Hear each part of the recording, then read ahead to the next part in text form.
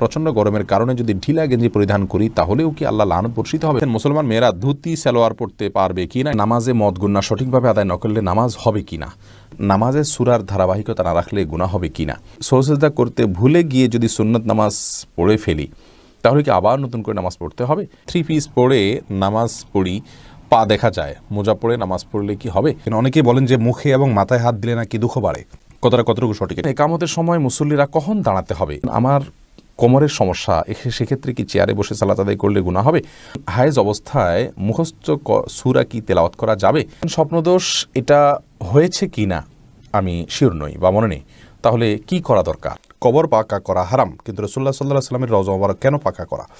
মায়ের গর্ভে মৃত বাচ্চা জন্মের পর জানাজার বিধান কি? জানাজা না দিয়ে দাফন দিতে হবে নাকি জানাজা দিতে হবে? দয়া করে জানাবেন। নাভির নিচে লোম ক্রিমার ব্যবহার করে দূর করা যাবে কিনা? চিংড়ি মাছ খাওয়া জায়েজ হবে কিনা? অজু করে ফেরার পথে পুরুষ লোকের সাথে দেখা হলে বা কথা বলতে হলে তারপর নামাজ হবে কিনা নাকি আবার অজু করতে হবে? মেয়েদের মাথার চুল ছোট করে কাটা জায়েজ আছে কিনা? বাতের ব্যথার জন্য এক জাতীয় পাথরের মতো দেখতে এক প্রকার বস্তু লাগানো ব্রেসলেট যা হাতে ব্যবহার করা হয় আবার পায়ে কালো রাবারের মতো ব্যবহার করা হয়, সম্পর্কে হুকুম কি? শরীরে কোনো অংশে ব্যান্ডেজ লাগানো থাকলে ফরজ গোসল হবে কিনা? প্রথমবার হজ করতে হলে পিতামাতাকে নিয়ে করতে হয়, না হলে নাকি হজ হয় না। এই প্রচলন ইসলামের দৃষ্টিতে ইসলাম কোন দৃষ্টিতে দেখে? বিয়েতে যে উকিল বাবা বানানো হয় ইসলামের দৃষ্টিতে এটার যৌক্তিকতা কতটুকু? এগুলো করা কি জায়েজ আছে কিনা? প্রিয় দর্শক, ইতোমধ্যে যে সমস্ত প্রশ্ন আমাদের সামনে চলে এসেছে তার মধ্যে থেকে প্রথম যে প্রশ্নটি আমি দেখতে পাচ্ছি তা হলো, আহলিয়া ইমন আপনি এআইডি থেকে জানতে চেয়েছেন নামাজের সূরার ধারাবাহিকতা না রাখলে গুনাহ হবে কিনা। অনেক সময় ধারাবাহিকভাবে সূরা পারি না বা মনে থাকে না, এক্ষেত্রে করণীয় কি? বোন, সালাতের মধ্যে সূরার ধারাবাহিকতা এটা উত্তম কাজ, ভালো কাজ, সুন্নাহ, এটা করা উচিত। কোনো কারণে যদি ধারাবাহিকতা লঙ্ঘিত হয়ে যায় সালাত হয়ে যাবে, এর কারণে বড় কোনো গুনাহ হবে না। তবে চেষ্টা করা উচিত আপ্রাণভাবে যেন ধারাবাহিকতা ক্ষুণ্ণ না হয়। আবার হাসিমুখ এআইডি থেকে আপনি জানতে চেয়েছেন মায়ের গর্ভে মৃত বাচ্চা জন্মের পর জানাজার বিধান কি? জানাজা না দিয়ে দাফন দিতে হবে নাকি জানাজা দিতে হবে? দয়া করে জানাবেন। বাচ্চা যদি মায়ের গর্ভে মারা যায় তাহলে সেক্ষেত্রে সে বাচ্চার জানাজা দেওয়ার প্রয়োজন হবে কি না? এ বিষয়ে অনেক ওলামায়ে কেরামের মত হলো যে 4 মাস যদি পার হয় বাচ্চার বয়স তাহলে সেক্ষেত্রে তারা জানাজা দিবেন। আর হানাফি মাযহাব অনুযায়ী এবং অন্যান্য ওলামায়ে কেরামের দৃষ্টিকোণ থেকে যদি দুনিয়াতে সে জীবিত হয়ে জন্মগ্রহণ না করে তাহলে সেক্ষেত্রে তার জানাজা দেওয়ার প্রয়োজন নেই। এরপর নুসরাত জাহান আপনি জানতে চেয়েছেন বিয়েতে যে উকিল বাবা বানানো হয় ইসলামের দৃষ্টিতে এটার যৌক্তিকতা কতটুকু? এগুলো করা কি জায়েজ আছে কিনা? বিয়েতে উকিল বাবার যে ধারণা আমাদের সমাজে রয়েছে ইসলামের সাথে কোনো সম্পর্ক নেই, ইসলাম এটিকে সমর্থন করে না। কারণ আসলে উকিল বাবা বলতে কোনো কিছু নেই। বাবা যিনি জন্ম দিয়েছেন তিনি বাবা, শ্বশুরকে বা অন্য কাউকে রূপকর্থে বা শ্রদ্ধার্থে বাবা বলা হয়, কিন্তু বিয়ের মধ্যে কোনো উকিল বাবার প্রয়োজন নেই। নিজের বাবা বেঁচে থাকলে তিনি নিজে স্বয়ং নিজের সন্তানের বিবাহের প্রস্তাব দিবেন, অন্য কোনো ব্যক্তিকে এখানে মধ্যস্থতাকারী হিসেবে বা উকিল বানানোর কোনো প্রয়োজন নেই। আমরা মনে করি যে বাবা থাকলেও বোধহয় আরেকজন উকিল থাকতে হয় যিনি ভায়া হয়ে বিবাহ দিবেন বা প্রস্তাব দিবেন। এটি সম্পূর্ণ ভুল কথা এবং মনগড়া কথা। এই জন্য দেখা যায় যে তথাকথিত উকিল বাবার সাথে পর্দার যে বিধান আছে সেই বিধান পর্যন্ত কিন্তু অনেক সময় লঙ্ঘন করে ফেলেন অনেক ভাই বোন, যেটি অত্যন্ত জঘন্য অপরাধ। আমি একটা মসজিদে ইমামতি করি, অনেকেই বলে থাকেন বিবাহ না করলে ইমামতি করা যাবে না। একথা কতটুকু শরীয়তসম্মত ভাই সাদিক? বিবাহের সাথে ইমামতির কোনো সম্পর্ক নেই। যারা মনে করেন যে বিবাহ না করলে ইমামতি করা যাবে না, বিবাহিত মানুষের পেছনে ছাড়া নামাজ পড়া যাবে না, তারা ভুল বলছেন, বাড়াবাড়ি করছেন, সীমালঙ্ঘন করছেন। কোরআন এবং হাদিসে এরকম কোনো কথা কিন্তু বলা হয়নি। আকলিমা আখি আপনি জানতে চেয়েছেন মুসলমান মেয়েরা ধুতি সালোয়ার পড়তে পারবে কি না? এটা পরা উচিত নয়। ধুতি যেহেতু হিন্দুদের একটা ধর্মীয় পোশাক বলা যেতে পারে, হিন্দুদের একটা কালচার, সেই কালচারের অনুকরণ মুসলমানদের জন্য করা জায়েজ নাই। মুসলমানের জন্য অন্য আপনার মুশরিকদের বা আল্লাহর প্রতি যারা বিশ্বাস রাখেন না সেই সমস্ত মানুষদের সংস্কৃতির অনুসরণ করা জায়েজ নয়। সেই জায়গা থেকে ধুতি সালোয়ারটা যেহেতু অনেকটা ধুতির মতো, আপনার পায়ের দিকে একটু উঠে থাকে ধুতির মতো, এটা একজন মুসলমান নারীর জন্য ব্যবহার করা উচিত না। এটা অমুসলিমদের সাথে সাদৃশ্য গ্রহণ করা। নবী সাল্লাল্লাহু আলাইহি ওয়াসাল্লাম বলেছেন মান তাশাব্বাহা বিকওমিন ফাহুয়া মিনহুম, যে ব্যক্তি কোনো জাতির সাথে সাদৃশ্য গ্রহণ করছে তাদের অন্তর্ভুক্ত। আবু দাউদে বর্ণিত হাদিসের আলোকে এটি করা উচিত নয়। মোহাম্মদ মাসুদ আপনি জানতে চেয়েছেন নামাজে মদ গুন্না সঠিকভাবে আদায় না করলে নামাজ হবে কি না। দেখুন, বেশিরভাগ মদ গুন্না, বিশেষ করে 3 আলিফ 4 আলিফ, এগুলো ওয়াজিব কোনো মদ নয়। অতএব যদি এগুলোতে একটু কম বেশ হয় বা সঠিকভাবে নাও হয়, তাতে নামাজ হয়ে যাবে। কিন্তু একালিফ মদ যেগুলো, সেগুলো সঠিকভাবে না করলে, অর্থাৎ একালিফ যদি না টানা হয়, সেক্ষেত্রে অনেক সময় অর্থের মধ্যে ব্যাপক এবং বড় ধরনের পরিবর্তন হয়ে যায়। সেই রকম জায়গায় যদি হয়, অর্থের মধ্যে বিকৃতি ঘটে যায়, আপনি যেটুকু পড়েছেন শুধুমাত্র সেটুকু সালাতের জন্য যথেষ্ট হবে, আর এটুকুর মধ্যে আপনি বড় ধরনের ভুল করেছেন, বিকৃত হয়ে গেছে অর্থ, তাহলে সেক্ষেত্রে আপনার সালাত আদায়ী হবে না। রাইতুল হক আপনি জানতে চেয়েছেন প্রথমবার হজ করতে হলে পিতামাতাকে নিয়ে করতে হয়, না হলে নাকি হজ হয় না। এই প্রচলন ইসলামের দৃষ্টিতে, ইসলাম কোন দৃষ্টিতে দেখে? এটি সম্পূর্ণ ভুল কথা। প্রথমবার হজ করতে হলে বাবা মাকে নিয়ে হজ করতে হবে এমন কোনো কথা নেই। বরং যার উপর হজ ফরজ হয়েছে তিনি হজ করতে হবে, তার বাবা মাকে হজ করাতে হবে এমন কোনো কথা নেই। বাবা মার যদি সম্পদ না থাকে তাহলে তাদের উপর হজ ফরজ নয়, আর যাদের উপর হজ ফরজ নয় তাদেরকে হজ করাতে হবে এমন কোনো কথা নেই। জান্নাতুল ফেরদাউস আপনি জানতে চেয়েছেন মেয়েদের মাথার চুল ছোট করে কাটা জায়েজ আছে কিনা। মেয়েদের মাথার চুল ছোট করা যদি একেবারে অল্প স্বল্প ছোট করা হয় তাহলে তো সবার মতো জায়েজ, কোনো অসুবিধা নেই। আর যদি বেশ খানিকটা ছোট করা হয় তাহলে সেক্ষেত্রে একেবারে পুরুষের মতো যেন দেখা না যায় সে বিষয়টি খেয়াল করতে হবে, এবং কোনো ফাসেক বা কোনো খারাপ মহিলাদের সাথে তাদের স্টাইল যেন ধারণ করার উদ্দেশ্যে ছোট করা না হয় সে বিষয়টি খেয়াল করতে হবে। উম্মুল মুমিনিনদের কেউ মাথার চুল ছোট করেছেন, প্রয়োজনের প্রেক্ষিতে সেটি করা যেতে পারে। আরেফিন আহমেদ সাগর আপনি জানতে চাইছেন চিংড়ি মাছ খাওয়া জায়েজ হবে কি না। জি, চিংড়ি মাছ খাওয়া জায়েজ আছে। এটাকে একসময় আলেমরা মাকরুহ বলতেন, এখন কেউই এটাকে আর মাকরুহ বলেন না, কারণ এটিও এক প্রকারের মাছ, যার কারণে এটি সম্পূর্ণ জায়েজ এবং হালাল। তানিয়া ইসলাম আপনি জানতে চেয়েছেন অজু করে ফেরার পথে পুরুষ লোকের সাথে দেখা হলে বা কথা বলতে হলে তারপর নামাজ হবে কি না, নাকি আবার অজু করতে হবে। না বোন, কোনো পুরুষ লোকের সাথে অজু করার পর যদি দেখা হয় বা কথা হয় তাতে আপনার অজু ভঙ্গ হবে না। অজু ভঙ্গ হওয়ার সাথে এর কোনো সম্পর্ক নেই। কেউ যদি অজু করার পর কোনো পুরুষের সাথে অন্যায়ভাবে দেখা দেন, হারামভাবে দেখা দেন, হারাম কথা বলেন, তাহলে ঠিক গুনার কারণ হবে, ভিন্ন কথা, কিন্তু এর ফলে অজু ভঙ্গ হবে না। অজু ভঙ্গ হওয়ার সাথে অজু ভঙ্গকারী বিষয়গুলোর সম্পর্ক, যেমন অপবিত্র কোনো কিছু শরীর থেকে বের হলো কিনা, ঘুমালেন কিনা, অজু ভঙ্গের কোনো কারণ পাওয়া গেল কিনা, এর সাথে হলো অজু ভঙ্গের সম্পর্ক। এরপরে কাজী রিয়াদ আপনি জানতে চেয়েছেন বাচ্চারা অনেক সময় নিজের ছায়ার সাথে খেলা করে, এদিকে কোনো ক্ষতির সম্ভাবনা আছে? না, বাচ্চারা নিজের ছায়ার সাথে খেলা করলে এর জন্য বিশেষ কোনো ক্ষতির কথা আছে বলে আমার জানা নেই। ইসরাত আলিজা আপনি জানতে চেয়েছেন শরীরে কোনো অংশে ব্যান্ডেজ লাগানো থাকলে ফরজ গোসল হবে কি না।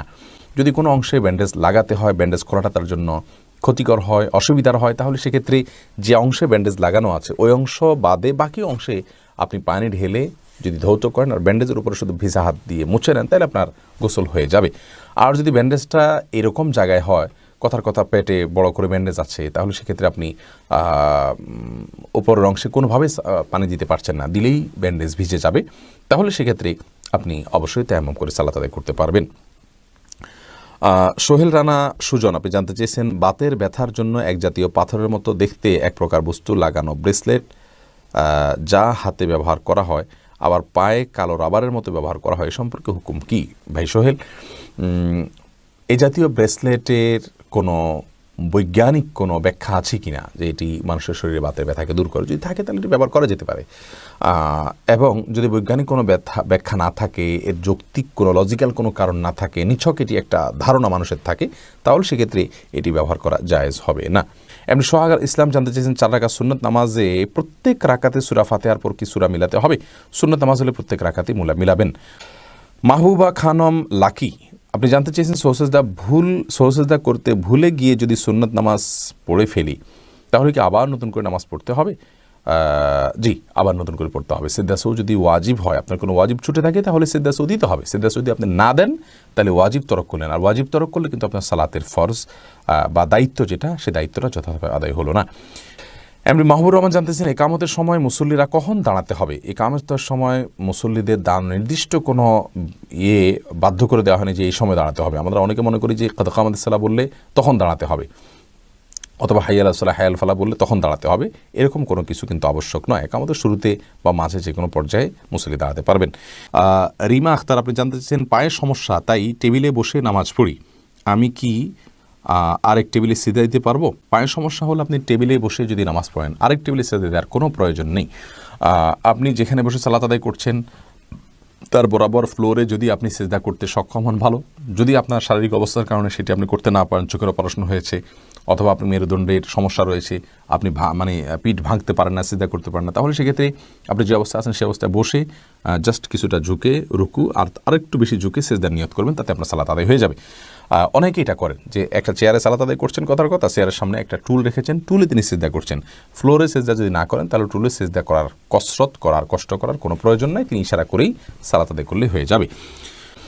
এমডি ইউনুস আলী টনি আপনি জানতে চেয়েছেন হায়েজ অবস্থায় মুখস্থ সূরা কি তেলাওয়াত করা যাবে? মাসিক অবস্থায় এবং প্রসব পরবর্তী ব্লিডিংয়ের সময় কোরআন তেলাওয়াত করা যাবে কি না, এটা নিয়ে ওলামায়ে কেরামের মত পার্থক্য রয়েছে। জমহুর বা সংখ্যাগরিষ্ঠ ওলামাদের মত হলো এ অবস্থায় কোরআন তেলাওয়াত করা যাবে না, কারণ রাসূল আকরাম সাল্লাল্লাহু আলাইহি সাল্লাম গোসল ফরজ হওয়া অবস্থায় কোরআন তেলাওয়াত করতে নিষেধ করেছেন, আর এটিও গোসল ফরজ হওয়ার অবস্থা, যার কারণে এই সময় কোরআন তেলাওয়াত করা যাবে না। সম্প্রতি বিন বাজ ইবনে উসাইমিন রাহিমাহুল্লাহ তারা সহ আরব বিশ্বের কোনো বা অনেক ওলামায়ে কেরাম বলছেন যে এটি করা যাবে, নিরাপদ হলো না করা এবং তেলাওয়াত শোনা যেতে পারে। হালিমা বেগম জানতে চেয়েছেন গাছের মেহেদি পাতা কি পায়ের নখে দেওয়া যাবে? কোনো অসুবিধা নেই। অনেকে মনে করেন যে মেহেদি পাতা পায়ে দেওয়া যাবে না, যেটি দাড়িতে দিতে হয়, চুলে দিতে হয়, এমন কোনো কথা নেই।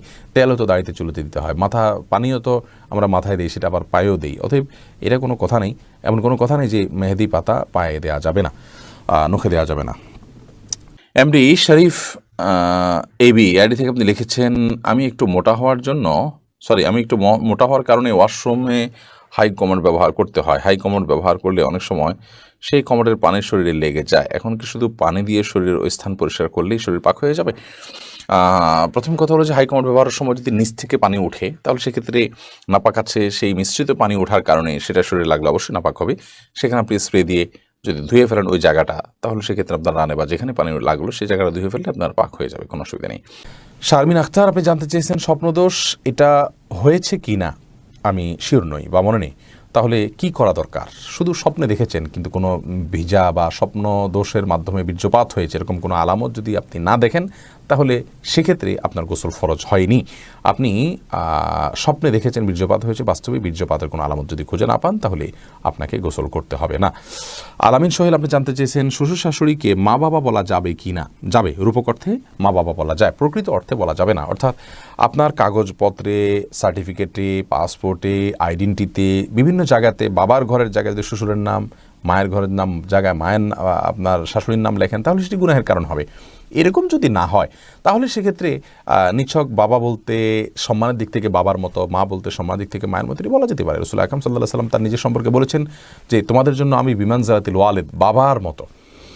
তাহলে বোঝা গেল যে রূপক অর্থে আপনার বাবা বলা যেতে পারে, কোনো অসুবিধা নেই। মোস্তফা কামাল আপনি জানতে চেয়েছেন ইমাম সৌসেজদা দিতে ভুলে গিয়ে নামাজ শেষ করলে মুক্তাদি কি আবার নামাজ আদায় করবে? মুক্তাদিতে ইমাম সাহেবকে স্মরণ করিয়ে দিবেন, লোকমা দিবেন, তাকবীর দিবেন, সুবহানাল্লাহ বলবেন, তাতে ইমাম সাহেব যদি মনে উঠে সেজদা সৌ দেন সালাম ফেরানোর পরেও পশ্চিম কেবলার দিকে ফেরা অবস্থায়, তাহলে তো আলহামদুলিল্লাহ সবাই সালাত হয়ে গেল। আর যদি ইমাম সাহেব আপনাদের চলেই গেছেন, পরবর্তীতে জানা গেল যে ইমাম সাহেব একটি ওয়াজিব তরক করেছেন, তাহলে সেক্ষেত্রে মুক্তাদি নিজের ওই সালাতকে আবার দোহরাইতে হবে। ফারজানা রহমান শারমিন জানতে চেয়েছেন প্রচণ্ড গরমের কারণে যদি ঢিলা গেঞ্জি পরিধান করি তাহলেও কি আল্লাহ লানত বর্ষিত হবে? এবং ফারজানা যদি বাসা বাড়িতে আপনি পড়েন তাহলে তো আল্লাহ লানত বর্ষিত হওয়ার কোনো প্রশ্নই ওঠে না, যদি গায়ে মহারামের সামনে সেটা পরে না যান। আপনি বা সেটা পরার পর উপর দিয়ে পাতলা ওড়না পরে নেন যাতে আপনার সৌন্দর্য প্রকাশিত না হয় গায়ের মারামদের সাথে, এরকম যদি চলেন তাহলে কোনো অসুবিধা নেই বাসা বাড়িতে। আর বাসা বাড়ির বাইরে যদি আপনি যান তাহলে সেক্ষেত্রে বোরকার নিচে যদি আপনি এ ধরনের পোশাক পরেন কোনো অসুবিধা নেই ইনশাআল্লাহ বিদিনিল্লাহ। অর্থাৎ আপনার পর্দা বাইরে যখন যাবেন পর্দা মেনটেন করতে হবে। গরম এর কষ্ট যত বেশি জাহান্নামের গরমের কষ্ট তার চাইতে অনেক বেশি, অতএব পর্দা লঙ্ঘন যেন না হয়, পরপুরুষের সামনে যাতে আপনার পর্দা লঙ্ঘিত না হয় সে বিষয়টা আপনি খেয়াল করবেন। এছাড়া বাকি অবস্থাতে আপনি করতে পারেন।